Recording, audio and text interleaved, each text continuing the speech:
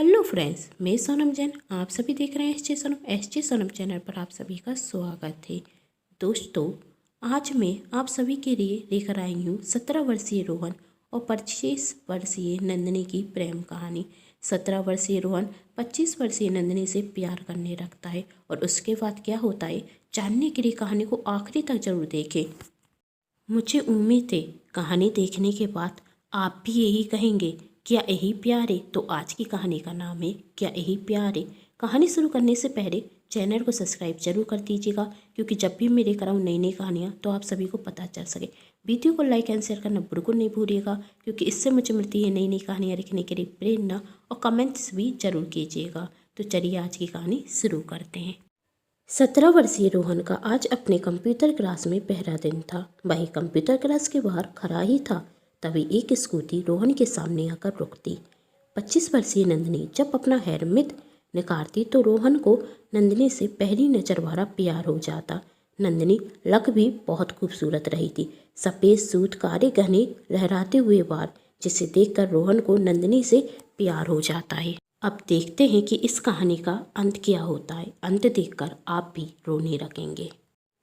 नंदिनी रोहन को देखती नहीं और सीधे अंदर कंप्यूटर क्लास में जाती। रोहन भी नंदिनी के पीछे जाता और उसी कंप्यूटर के पास बैठता जिस पर नंदिनी बैठी हुई थी। नंदिनी अपने कंप्यूटर पर काम कर रही थी। रोहन सिर्फ नंदिनी के बारे में ही सोच रहा था कैसे मैं इस लड़की से बात करूं, कैसे। तभी नंदिनी रोहन से पूछती, तुम कंप्यूटर क्यों नहीं चला रहे हो? रोहन, आज मेरा पहला दिन है और मुझे कुछ समझ में नहीं आ रहा है, क्या आप मेरी मदद कर सकती हैं? नंदिनी कहती, जरूर रोहन, मेरा नाम रोहन है, आपका क्या नाम है? नंदिनी, मेरा नाम नंदिनी है। और अब नंदिनी रोहन को कंप्यूटर के विषय में समझाने लगती। रोहन सिर्फ नंदिनी को देखते जा रहा था। नंदिनी, तुम्हारा ध्यान कहाँ है? रोहन, सॉरी, आप बताइए। इस तरह दोनों में दोस्ती होने लगी और कुछ दिन निकल जाते। एक दिन कंप्यूटर क्लास से छुट्टी होने के बाद रोहन ऑटो का इंतजार कर रहा था। बहुत देर तक ऑटो न मिलने के कारण नंदिनी रोहन से कहती, तुम चाहो तो मैं तुम्हें छोड़ सकती हूँ। Rohan, thank you.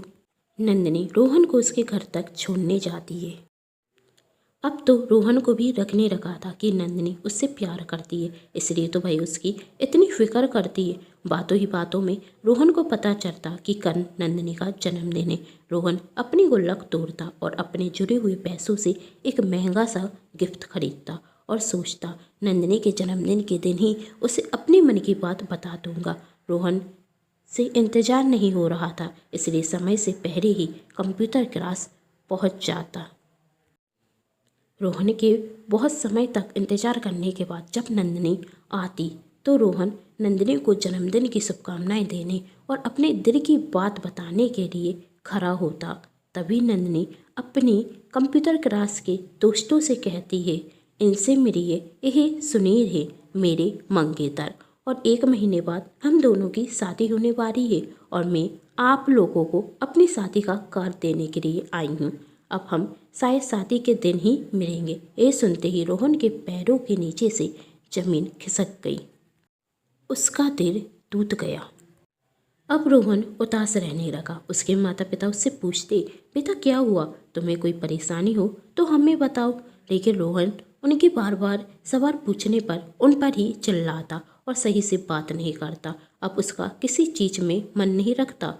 1 महीने बाद जिस दिन नंदिनी की शादी थी, वही नंदिनी के पास जाता और नंदिनी से कहता, मैं तुमसे प्यार करता हूँ और मैं यह भी जानता हूँ कि तुम मुझसे प्यार करती हो। नंदिनी, रोहन तुम क्या कह रहे हो?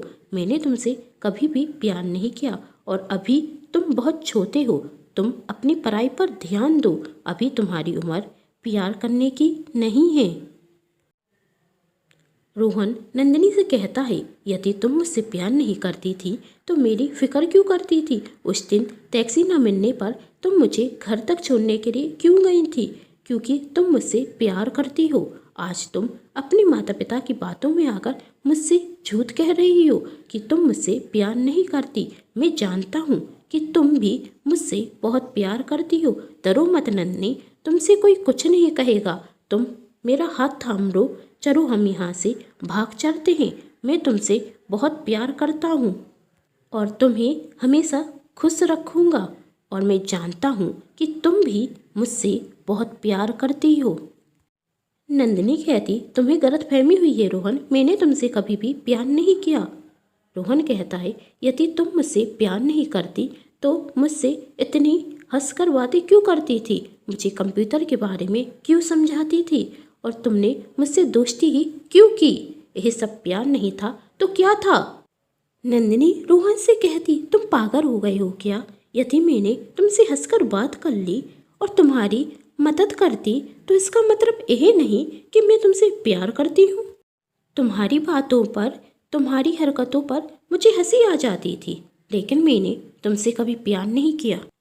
और तुम अपनी उम्र देखो, फिर मेरी उम्र देखो, तुम अभी सिर्फ 17 साल के हो। तुम्हारी उम्र पढ़ाई करने की है, प्यार करने की नहीं। और तुम अच्छे से जानते हो आज मेरी शादी है, तुमसे मिलने से पहले ही मेरी सगाई हो चुकी थी। नंदिनी रोहन को समझाते हुए कहती, रोहन मेरी बात समझो और तुम मुझे भूल जाओ, अपना ध्यान सिर्फ पढ़ाई पर रखाओ। तुम कहते हो ना कि तुम्हें पढ़ लिख कर एक बड़ा आदमी बनना है, अपने मम्मी पापा के सपने पूरे करने हैं, तो अभी तुम सिर्फ और सिर्फ पढ़ाई करो, प्यार का भूत अपने सिर से उतार दो। यह तुम्हारा प्यार नहीं, बेवकूफ़ी है, नंदिनी ने रोहन से कहा। रोहन नंदिनी से कहता, तुम मेरे प्यार को बेवकूफ़ी कह रही हो, मैंने तुमसे सच्चा प्यार किया है और तुमसे ही शादी करूँगा। और नंदिनी का हाथ पकड़ते हुए कहता, चलो नंदिनी यहाँ से हम चलकर शादी कर लेते हैं। नंदिनी ने अपना हाथ छुड़ाते हुए और रोहन को एक थप्पड़ लगाते हुए कहती, पागल हो गए हो क्या? एक बार की बात तुम्हें समझ में नहीं आती? कितनी बार कहूँ, मैं तुमसे प्यार नहीं करती, मैं तुमसे प्यार नहीं करती। अब जाओ यहाँ से, वरना धक्के देकर यहाँ से निकलवाऊंगी। इस बार रोहन रोते हुए नंदिनी से कहता, तुम झूठ क्यों कह रही हो? तुम मुझसे प्यार करती हो, तुम मुझसे प्यार करती हो, लेकिन सच कहने से घबरा रही हो।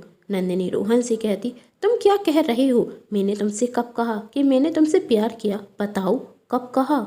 नंदिनी कहती, रोहन आखिरी बार समझाते हुए कह रही हूँ कि तुम यहाँ से चले जाओ, मुझे मजबूर मत करो कि मैं तुम्हें यहाँ से धक्के देकर बाहर निकलवाऊँ। तुम अभी छोटे हो, मैं नहीं चाहती कि तुम्हारी ज़िंदगी खराब हो, इसलिए शांति से कह रही हूँ कि तुम यहाँ से चले जाओ। नंदिनी रोहन से फिर कहती, तुम यहाँ से चले जाओ। रोहन वहाँ से चला जाता, लेकिन नंदिनी से दूर होने का सदमा बर्दाश्त नहीं कर पाता और आत्महत्या कर लेता। जब यह बात रोहन के माता पिता को पता चलती है कि उनका एकलौता बेटा अब इस दुनिया में नहीं रहा, जिसके लिए उन्होंने बहुत से सपने देखे थे, जो उनकी दुनिया था। रोहन पढ़ने में बहुत होशियार था और हमेशा अपने माता पिता से कहता था, देखना मैं पढ़ लिख कर एक अच्छी नौकरी करूँगा और आप दोनों को कोई भी काम नहीं करने दूँगा। हमारे पास एक बड़ा घर होगा, कार होगी। मैं आप दोनों से बहुत प्यार करता हूँ और आप दोनों को कभी भी दुखी नहीं करूँगा। आज रोहन के माता पिता टूट चुके थे क्योंकि उनका बेटा अब इस दुनिया से जा चुका था। रोहन की माँ को तो ऐसा लगता था कि अभी उनका बेटा आता ही होगा और अपने स्कूल के सारे किस्से उन्हें सुनाएगा, पर अब ऐसा कभी नहीं हो पाएगा। रोहन की माँ की नज़र सिर्फ दरवाजे तक टिकी रहेगी और अपने बेटे का इंतज़ार करती रहेंगी, पर उनका बेटा कभी लौट कर नहीं आएगा। रोहन के पिता अपने बेटे का आने का इंतज़ार कर रहे हैं, लेकिन उनका इंतज़ार कभी ख़त्म नहीं होगा क्योंकि अब रोहन कभी वापस नहीं आएगा। रोहन ने अपनी जान लेने के पहले एक बार भी नहीं सोचा कि उसके जाने के बाद उसके माता पिता का क्या होगा। यह कैसा प्यार था कि जिसके लिए उसने अपनी जान दे दी और अपने माता पिता को भी भूल गया। यह प्यार था भी या नहीं? जब ये खबर नंदिनी को मिली तो उसे भी दुख होता और वही यही सोचती, कहीं रोहन की मृत्यु का कारण मैं तो नहीं। हर दिन सुबह हो रही थी और सूरज ढलने के साथ रात हो रही थी। समय का चक्र वही चल रहा था, लेकिन रोहन के माता पिता की जिंदगी थम चुकी थी। वह जीवित तो थे, लेकिन जीने की इच्छा मर चुकी थी। दोस्तों, यह कहानी काल्पनिक है, लेकिन जब ये कहानी लिख रही थी तो यही सोच रही थी। लोग कहते हैं पहला प्यार नहीं भुलाया जाता, लेकिन पहला प्यार तो माता पिता ही होते हैं। फिर जब कोई बच्चा कोई ऐसा कदम उठाता है तो अपने माता पिता को कैसे भूल जाता है। आप सभी की इस कहानी में क्या राय है, मुझे कमेंट बॉक्स में ज़रूर बताएं। यदि ये कहानी आप लोगों के दिल को छुई हो तो इसे शेयर ज़रूर कीजिएगा, इसे लाइक कीजिएगा और चैनल को सब्सक्राइब करना बिल्कुल नहीं भूलिएगा, क्योंकि इस चैनल पर मिलती रहेंगी आपको नई नई कहानियाँ देखने के लिए। Thanks for watching.